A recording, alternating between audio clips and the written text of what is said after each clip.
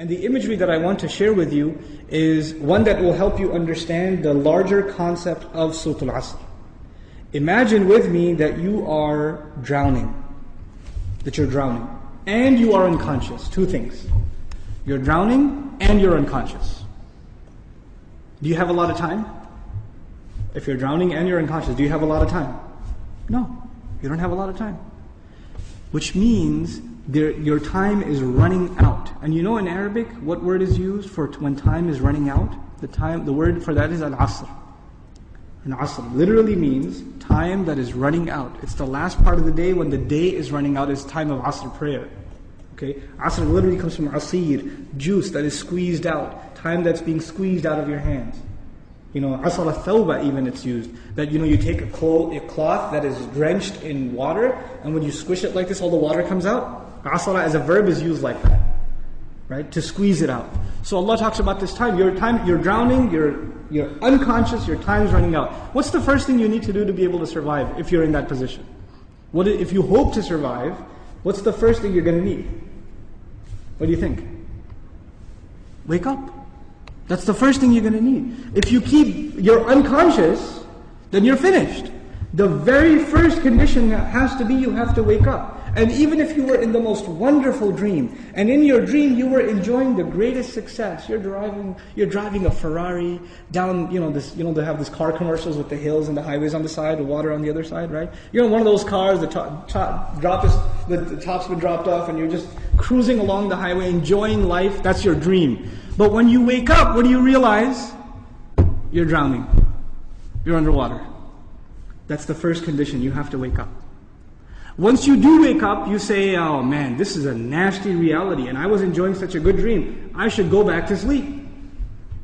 If you do that, what kind of person would you be? Insane.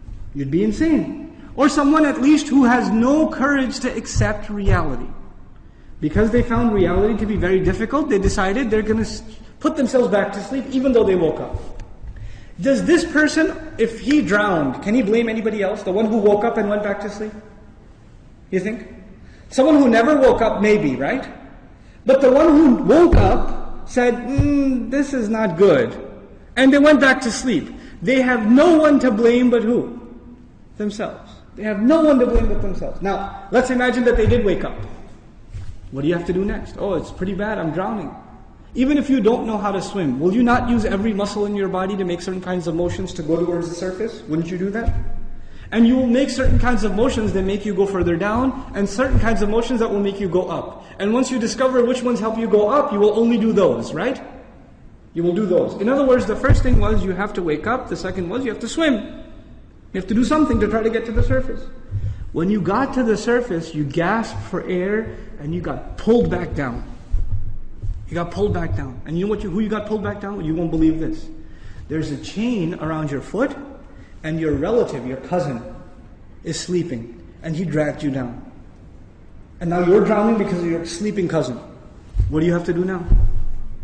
You got to wake him up. And you're not even waking him up because you want to save him. Who are you waking him up for?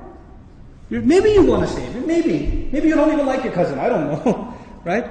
But what's the point? The point is you're trying to wake him up because if you don't wake him up, who's also going to drown? You yourself. So you wake him up, and he says, man, I was driving a Ferrari, you woke me up for no reason, I'm going back to sleep. Forget you.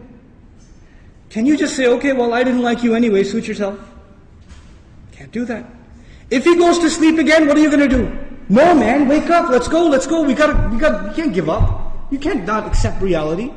And you have to keep trying to wake him up until he finally says, okay, fine, what do we do? He says, you say to him, let's swim together. Both of you come up together. The third time, you both get pulled down by your grandmother, by your aunt, by your neighbor, by your son, by your daughter. Does the process continue?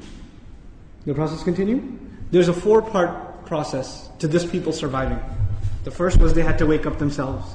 Then they had to try to swim. Then they had to tell other people that they're tied to, this is the truth. Let's go. And even if they got tired and one of them said, man, I can't do this anymore. We've been doing this now over and over again.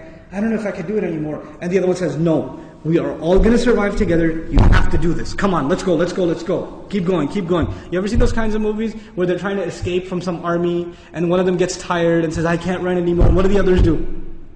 Come on, let's go. We can do this, we can do it. And they get him to run anyway, even though he thinks he can't run anymore. They work with each other because their survival depends on each other. They work together desperately. What does Allah say at the end of this surah? First He says, إِنَّ الْإِنسَانَ لَفِي وَالْعَصْرِ. First of all, time's running out. Then He says, إِنَّ الْإِنسَانَ لَفِي خُسْرٍ. I'll translate it, human beings are drowned in loss. You see the parallel? Human beings are drowned in loss.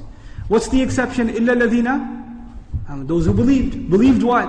Allah didn't say, آمَنُوا بِاللَّهِ وَمَلَائِكَتِهِ وَكُتُبِهِ وَرُسُلِهِ وَالْيَوْمِ الْآخِرِ وَالْقَدْرِ خَيْرِهِ وَشَرِّهِ مِنَ اللَّهِ تَعَالَى وَالْبَعْثِ بَعْدَ. Nothing. He didn't mention anything. Even though all of those things are included. According to the siyaq of the surah, the context of the surah, what is the first thing these people have to believe? That they're in loss. That they're drowning. And if they do come to believe that, and they correct their iman, what's necessarily going to happen? They're going to swim and move upwards. How does Allah describe this action? وَعَمِلُوا الصَّالِحَاتِ. They do good things. They do things that help reconcile the situation. By the way, salih is an adjective here, salihat, jama' mu'annath salim, which literally means that which corrects something. Something was wrong and it corrects it. So they do actions that correct the situation. Literally like the guy trying to swim. But because they were tied to other people, what else did they have to do? وَتَوَاصَوْا بِالْحَقِّ. They had to tell the other the truth. And it's not even أخبروا عن it. They told them about the truth. No. You have to wake him up and let's go, we have to go. No matter, and over again. Tawasi even has takrar in it. It has repetition. Over and over again they said, this is the truth, this is the truth, this is the truth. You know why? Because the people you're trying to save, even if you wake them up temporarily for 20 minutes, 30 minutes during the khutbah, guess what happens when the khutbah is done?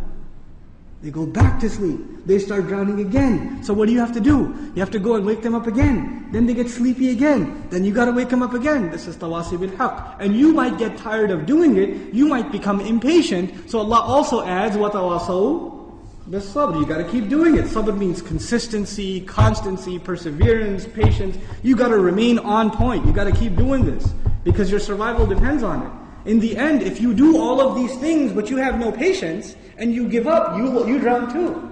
So even if you had iman, and you had good deeds, and you told people about the truth, but you didn't have sabr, you still drown. So how many conditions do you have to fulfill to survive? All four. All four conditions are required. They're critical and they're necessary. Which is why there's a wa in between them. You see the logical progression from iman to amilu salihat, to tawasaw bil haqq, to tawasaw bil sabr, beautifully articulated in this surah.